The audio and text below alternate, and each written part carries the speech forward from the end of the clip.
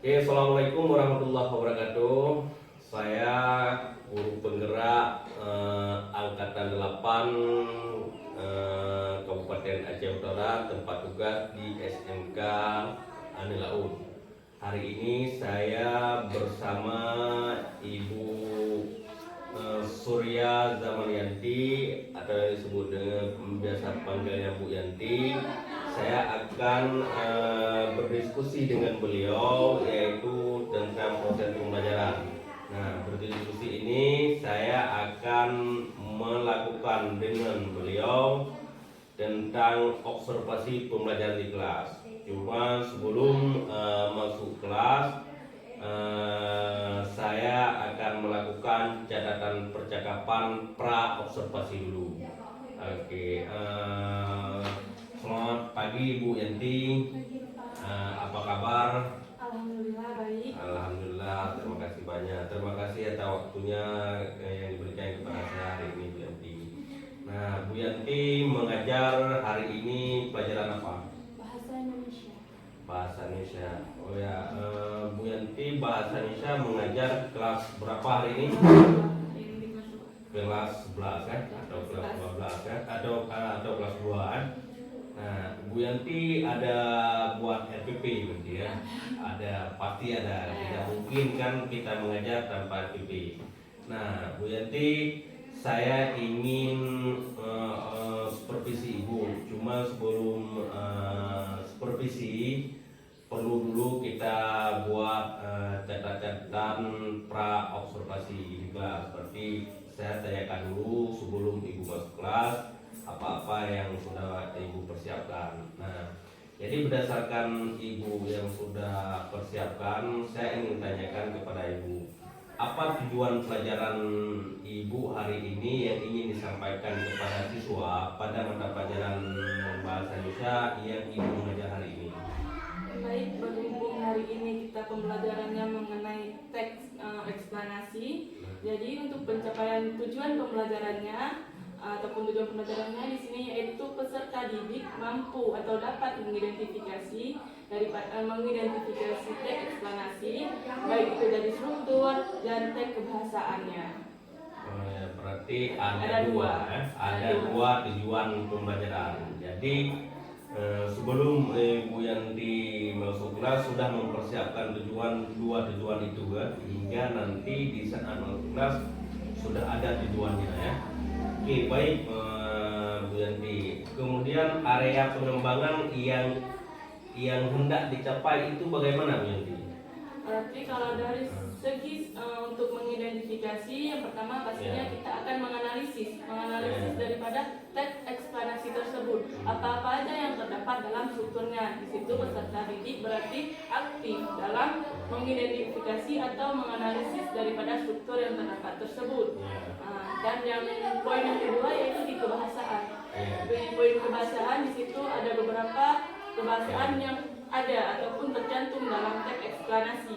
Di situ peserta didik mampu menelaah ataupun memberikan contoh kebahasaan apa saja yang terdapat dalam teks eksplanasi tersebut. Gitu.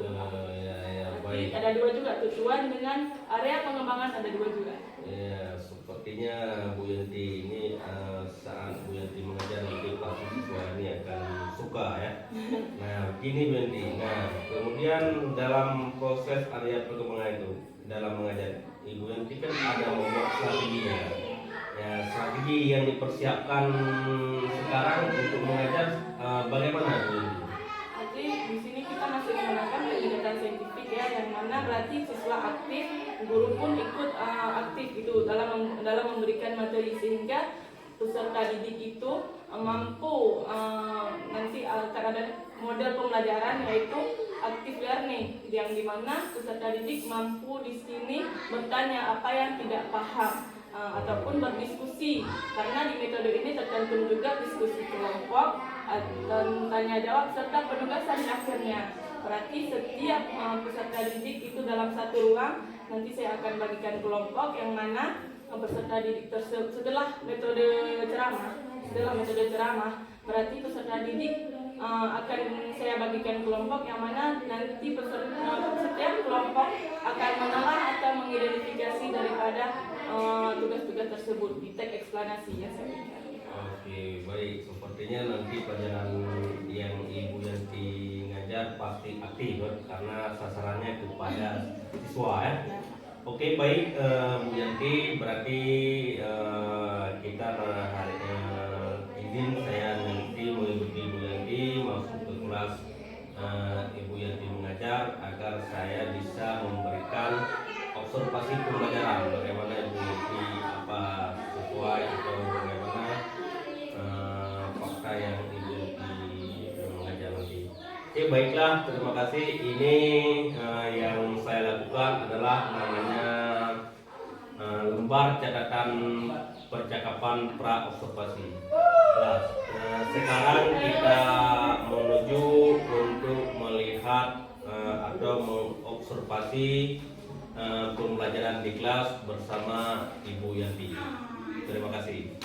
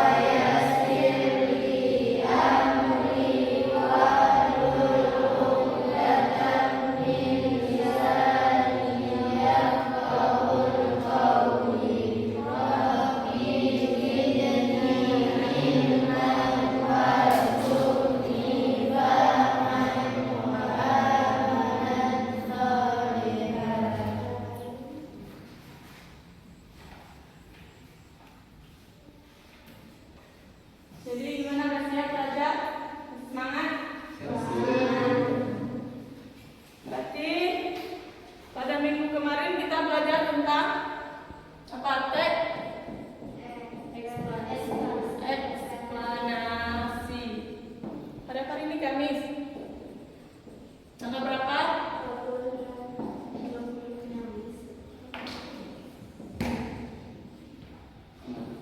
Minggu yang lalu kita sudah belajar mengenai teks eksplanasi.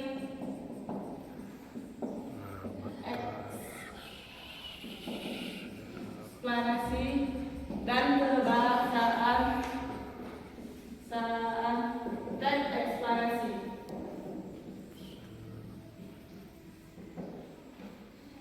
Seperti yang kita ketahui, setiap teks yang kita pelajari ada yang namanya struktur dan kebahasaannya. Di sini pada materi teks eksplanasi ini kita akan membahas struktur teks eksplanasi. Ada apa aja? Kalau yang ada catatan dibuka catatannya. Kemarin yang ada catatan kalau buku di atas meja.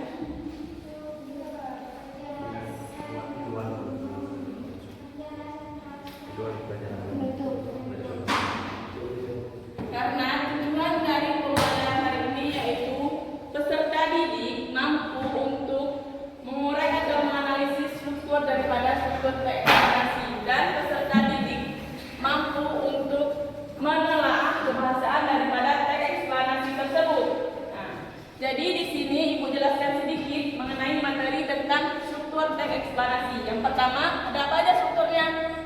Yang pertama apa? Penjelasan umum. Penjelasan umum. Yang kedua, penjelasan proses. Penjelasan proses. Dan yang ketiga, penutup. Pastinya di setiap teks ada yang namanya penutup. Jadi apa ini yang dimaksud dengan penjelasan umum? Apa aja? Ayo berpikir kritis. Ayo, ada yang bisa? Penjelasan umum apa? Kemarin sudah sedikit kita menyinggung. Berisi keterangan singkat tentang apa yang ingin dijelaskan atau apa yang ingin diinformasikan. Berarti di sini penjelasan apa yang ingin dijelaskan atau diinformasikan. Penjelasan proses. Kejadian. Bagaimana kejadian itu terjadi? Masuk ke dalam prosesnya. Ya, bagus. Nah, ini di strukturnya ya ada 3. Dan terakhir apa? Menutup. Berarti kesimpulan ya. Kesimpulan dari teks eksplanasi.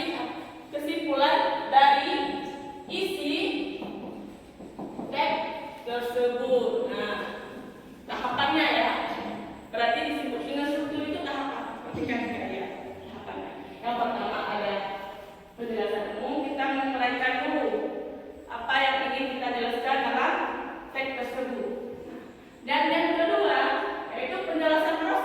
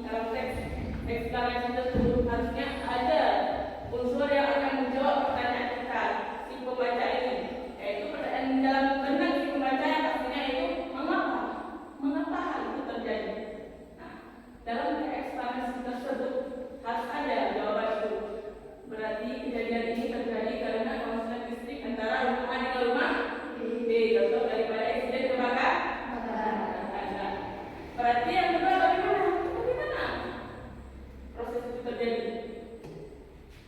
Karena rumah A ditinggalkan oleh pemiliknya sudah sebulan, tetapi listriknya tidak padam. Nah, harus terjawab itu. Berarti minimalnya ya dalam teks eksplanasi tersebut harus terjawab dua hal ini. Mengapa dan bagaimana? Yang selanjutnya apa? Ada lagi yang ke poin nomor 3 atau keempat? Fakta ya, yang pastinya teks eksplanasi itu bersifat fakta, bukan opini ya. Fakta. Berarti dan yang terakhir ada bentuk kalimat pasif, sudah ya? Sudah paham ya, kemarin kita mengulang-ulang masalah kalimat pasif dan kalimat aktif. Jadi siapa yang bisa menyebutkan satu contoh kalimat pasif? Satu contoh aja. Kriteria dari kalimat pasif. Subjek kalimat aktif menjadi objek. Subjek kalimat pasif dan kalimat pasif menjadi objek. Nah, itu harus ingat ya. Subjek daripada kalimat aktif menjadi objek kalimat pasif. Dan objek kalimat pasif menjadi subjek kalimat. Nah, itu harus ingat. Itu bintang besar yang harus kalian ingat. Tanda petik besar. Jadi, pembelajaran kita di sini yaitu dua materi atau dua pencapaian. Pertama ada struktur tadi, yang kedua ada kebahasaan. Jadi ibu mau sekarang kalian buat kelompok tiga kelompok boleh ya? Saya tiga kelompok. Boleh dalam hitungan yang cowok satu kelompok, yang ini satu kelompok, yang ini satu kelompok. Buat tiga kelompok, atau dua aja. Tinggal di ini. Dua apa boleh? Dua. Yuk mencatat buat kelompok dulu. Apa dulu ya? Ini.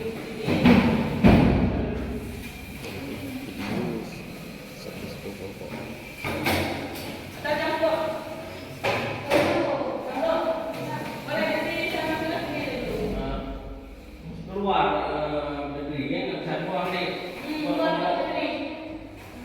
Buat ini.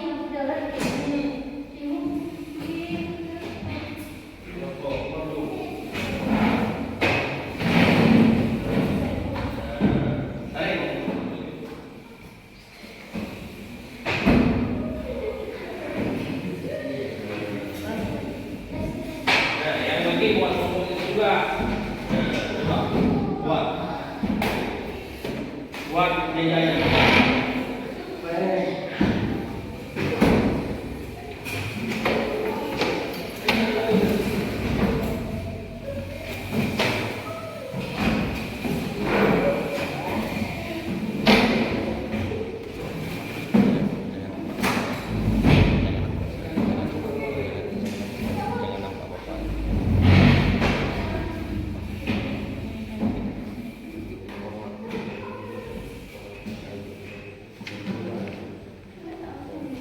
Yang perempuan duduk di luar. Duduk di luar. Ya sama.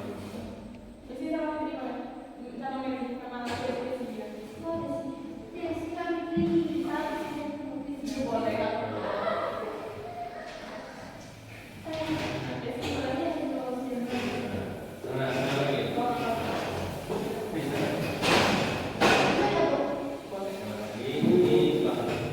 Ini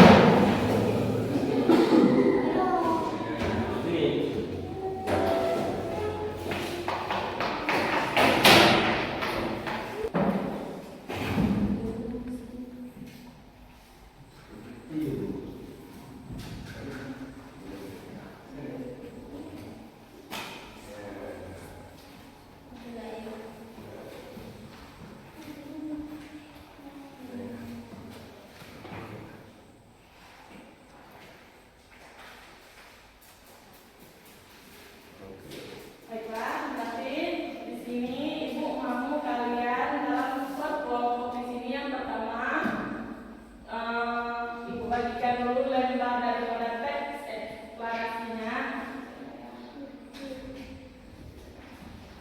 Lembar dari teks eksplanasi. Berarti tugas berkelompok di sini menganalisis atau menelaah daripada, dengar dulu semua, menganalisis atau menelaah daripada yang pertama dari strukturnya, yang kedua dari kebahasaan teks eksplanasi yang tadi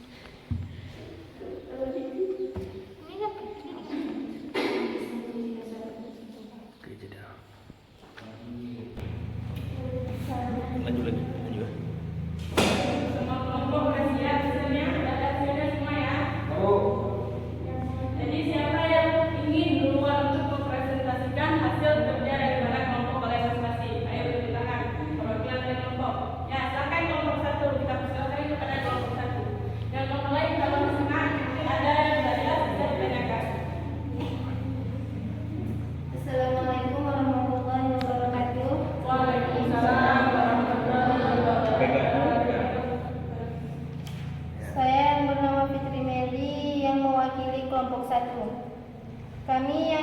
Kami dari kelompok 1 ingin mempresentasikan hasil kerja kelompok kami menganalisis struktur teks eksplanasi yang berjudul Pemicu Letusan Toba. Di sini ada 3 struktur. Menurut kami teks eksplanasi. Yang pertama, penjelasan umum. Peneliti mengungkap memicu letusan gunung Super Toba, letusan terbesar sepanjang sejarah peradaban manusia. Pengetahuan itu bisa menjadi dasar untuk memprediksi letusan gunung api super pada masa yang akan datang. Dan yang kedua ada penjelasan proses. Selama ini peneliti bertanya-tanya bagaimana letusan Toba pada 74 tahun lalu bisa begitu besar.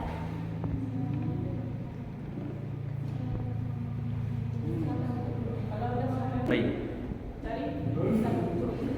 Nah, untuk kelompok 2 silakan mempresentasikan hasil kerjanya. Apa Pak? Menurut Pak Fadila, oh, kamu pilih terus satu kelompok siapa ketua? Oke, dibaca dulu. Coba.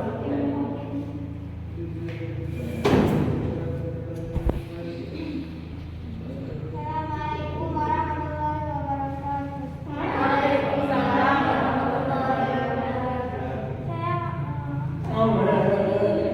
Di kelompok 2 ingin membacakan kebahasaan teks. Ya, berarti kelompok ini kebahasaan ya, silakan. Pemicu letusan Toba.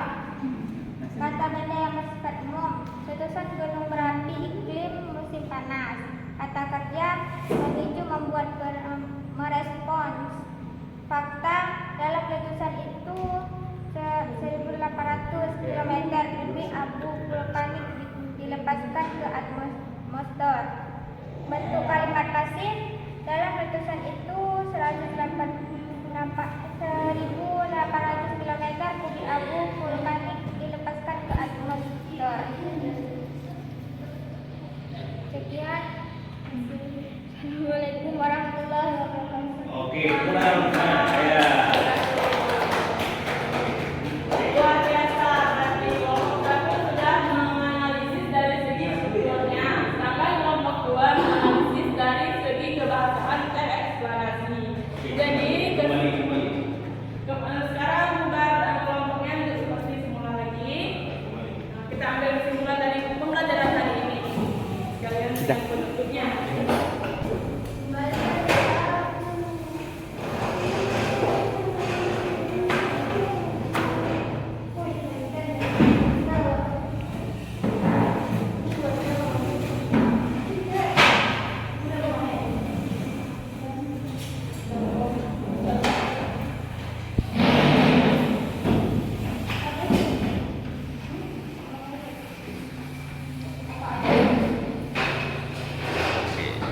Kesimpulan dari pembelajaran kita hari ini yaitu ada 2 penyampaian seperti dibahaskan tadi, 2 tujuan. Yang pertama dari struktur teks eksplanasi, yang kedua dari kebahasaan teks eksplanasi. Dan sudah kita melakukan telaah ataupun analisis mengenai kedua tujuan ini, yaitu alhamdulillah sudah ya, kalian sudah paham dari segi strukturnya, sudah paham dari segi kebahasaannya.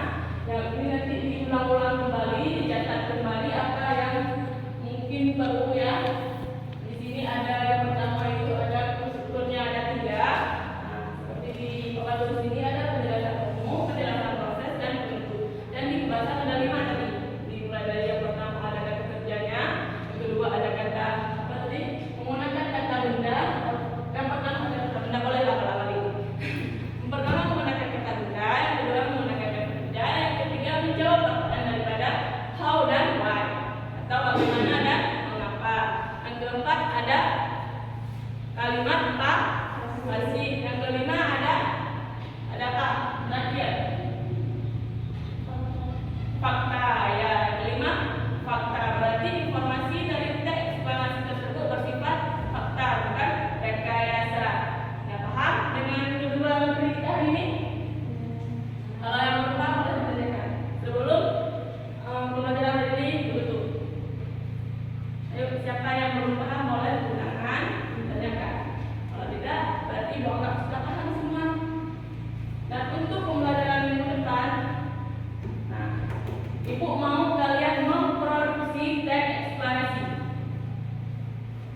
Nanti membuat teks eksplanasi. Semua rangkaian yang sudah kita ketahui, mulai dari pengertiannya yang minggu lalu sudah kita pahami, terus dari segi strukturnya dan segi kebahasannya, minggu depan ibu maunya kalian memproduksi atau membuat teks eksplanasi. Pribadi, tugas pribadi